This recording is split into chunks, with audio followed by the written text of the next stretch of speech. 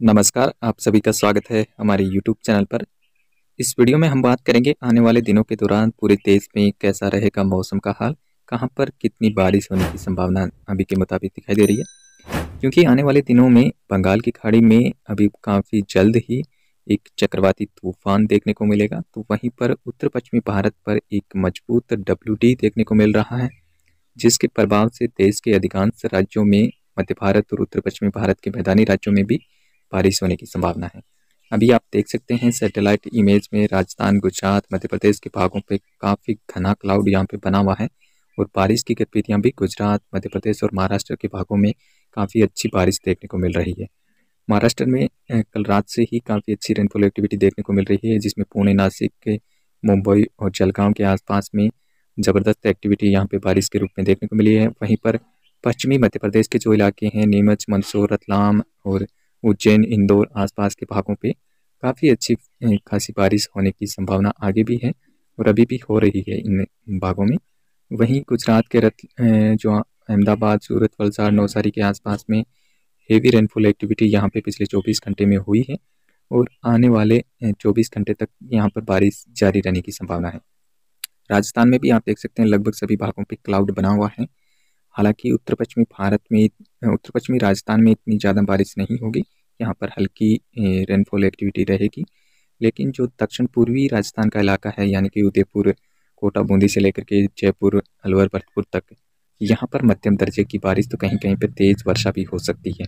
इसके बाद ये क्लाउड जो है वो धीरे धीरे आप देख सकते हैं उत्तर पूर्व की तरफ आगे बढ़ रहा है, तो वहीं पर हरियाणा, पंजाब, दिल्ली NCR और उत्तर प्रदेश के भागों में भी यहाँ पर भी हल्की वर्षा ये बादल देने वाले हैं आने वाले 2 दिनों के दौरान। और इसके बाद अगर हम बात करें तो मध्य प्रदेश में भी अगले 24 घंटे के दौरान लगभग सभी भागों में अच्छी खासी रेनफॉल एक्टिविटी होने की संभावना है। उसके बाद 27 नवंबर के शाम से छत्तीसगढ़ के भागों में भी बारिश होने की संभावना है। हालांकि बिहार और पूर्वी जो उत्तर प्रदेश का इलाका है, झारखंड है, यहाँ पर बादल जरूर आएंगे, लेकिन बारिश की संभावनाएं काफ़ी कम है। यहाँ पे इतनी ज़्यादा बारिश होने की संभावना है नहीं। इसके बाद अगर हम बात करें कि जो चक्रवाती तूफान बंगाल की खाड़ी में बन रहा है, वो किस दिशा में आगे बढ़ेगा और कितनी इंटेंसिटी वो सिस्टम पकड़ सकता है, उसके बारे में बात करेंगे। यहाँ पे आप देख सकते हैं अगले 10 दिनों के दौरान पूरे देश में जो रेनफॉल एक्टिविटी है वो कहाँ पर कितनी रहेगी। तो यहाँ पे आप देख सकते हैं मध्य भारत के जो कुछ इलाके मध्य प्रदेश के हैं और गुजरात, महाराष्ट्र के इन इलाकों में मध्यम से तेज़ बारिश होने की संभावना है, क्योंकि यहाँ पे एक सर्कुलेशन जो कि गुजरात कोस्ट के पास में सक्रिय है और साथ ही उत्तर भारत पर एक WD है, जिसके चलते उत्तर पश्चिमी भारत के राजस्थान और हरियाणा, पंजाब में हल्की वर्षा रहेगी। बहुत ज़्यादा बारिश यहाँ पे होने के चांसेस हैं नहीं। और साथ ही आप देखेंगे दक्षिण भारत में केरल, तमिलनाडु और यहाँ पर भी वर्षा होने की चांसेस हैं। काफ़ी अच्छी रेनफॉल एक्टिविटी यहाँ पर भी हो सकती है।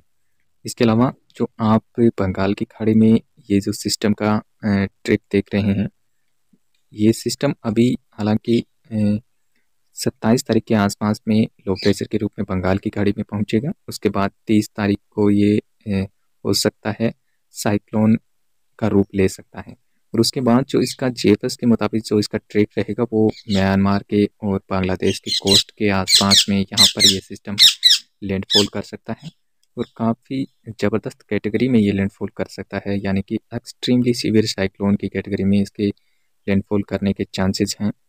वहीं पर इस सिस्टम को ECMWF इसको आंध्रा कोस्ट के पास से मूव करता हुआ दिखाई दे रहा है। आंध्रा कोस्ट के पास में जाने के बाद वो सिस्टम धीरे धीरे नॉर्थ ईस्ट की तरफ आगे बढ़ेगा, यानी कि उड़ीसा और वेस्ट बंगाल के कोस्ट के बिल्कुल पास से ये सिस्टम जाते हुए बांग्लादेश में हिट करता हुआ अभी के मुताबिक दिखाई दे रहा है। लेकिन इसका जो एक्चुअली में संभावित जो ट्रैक है वो कुछ इसी तरीके का रहेगा।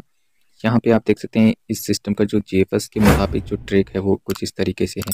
यहाँ पे आप देखेंगे ये सिस्टम 30 तारीख के आसपास में जो है वो साइक्लोन का रूप ले लेगा और उसके बाद इसका जो डायरेक्शन रहेगा वो म्यांमार की तरफ रहेगा। हालांकि JFS आज इसको इतना ज़्यादा इंटेंसिफाई नहीं दिखा रहा है, यानी कि वेरी सीवियर साइक्लोन की कैटेगरी में अभी भी इस सिस्टम को दिखा रहा है, लेकिन पिछले कुछ ट्रैक के मुताबिक ये सिस्टम सुपर साइक्लोन की कैटेगरी में भी JFS के मुताबिक इस सिस्टम को दिखाया गया है।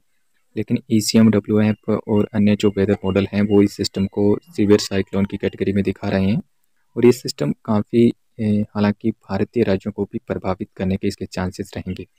और जीपीएस का जो ट्रैक है उससे थोड़ा सा ये सिस्टम भारत की आगे की तरफ बढ़ सकता है, और यानी कि ECMWF इसको आंध्रा कोस्ट पे लेके जा रहा है, लेकिन ये उड़ीसा कोस्ट की तरफ आने के बाद ये यानी कि नॉर्थ ईस्ट की तरफ मूव कर सकता है, और बांग्लादेश पर ये सिस्टम लैंड करने के चांसेस इस सिस्टम के ज़्यादा हैं। म्यांमार पर भी इसके चांसेस रहेंगे। हो सकता है कि स्थितियाँ अगर और बदलाव होता है तो ये कहीं ना कहीं पश्चिम बंगाल के भागों पर भी लैंड कर सकता है। अगर ये सिस्टम पश्चिम बंगाल पे लैंडफॉल करेगा तो इससे ये सिस्टम थोड़ा और ज़्यादा इंटेंसिफाई भी हो सकता है, यानी कि एक्सट्रीमली सीवियर साइक्लोन तक ये जाने की संभावना इस सिस्टम की दिखाई दे रही है, इसमें कोई दो राय नहीं है। लेकिन अगर इस सिस्टम के एक्चुअली में जो ट्रैक के मुताबिक जो सिस्टम अभी ये दिखाई दे रहा है उसके हिसाब से तो ये बांग्लादेश और म्यांमार को हिट करेगा। भारत के इस पे डायरेक्ट कहीं पर भी लैंडफॉल करने के चांसेस अभी दिखाई नहीं दे रहे हैं। हो सकता है कि ये पश्चिम बंगाल और पूर्वी भारत के जो राज्य हैं उनको ये सिस्टम प्रभावित कर सकता है। वहाँ पर विंड स्पीड थोड़ी ज़्यादा हो सकती है और हेवी रेनफॉल एक्टिविटी होने के चांसेस रहेंगे।